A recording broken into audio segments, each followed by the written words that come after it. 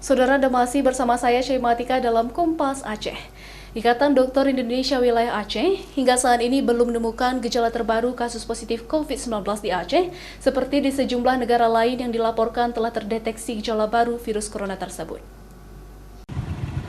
Beberapa gejala baru yang ditemukan di negara lain yaitu seperti halusinasi penciuman, di mana bau wangi bisa menjadi bau busuk bagi penderitanya. Kemudian kelelahan yang berlebih, sakit pada bagian mata, ruam pada kulit, serta sejumlah gejala yang sama dengan virus corona pada umumnya. Meskipun belum adanya temuan oleh tim medis, masyarakat diminta untuk terus berhati-hati agar tidak terjangkit virus tersebut. Apalagi penyebaran dan juga perkembangan virus corona dapat terjadi di luar dugaan dan dapat menyerang siapa saja.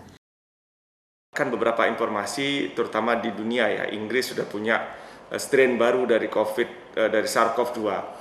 Indonesia belum melaporkan. Memang secara teknis yang mampu melakukan deteksi terhadap perubahan strain itu adalah beberapa laboratorium saja di Jawa. Dan ini kita menanti itu. Kalau di tempat kita hanya mendeteksi ini bisa COVID atau tidak, tetapi untuk melihat strainnya kita belum punya kemampuan di Aceh. Mudah-mudahan strain yang baru yang kemudian membuat resah di beberapa negara seperti Inggris tidak sampai ke Indonesia. Selain itu, masyarakat diminta untuk memperketat kembali penerapan protokol kesehatan karena perkembangan kasus positif di Aceh terjadinya lonjakan setelah libur panjang tahun baru kemarin. Syahril, Kompas TV, Banda Aceh.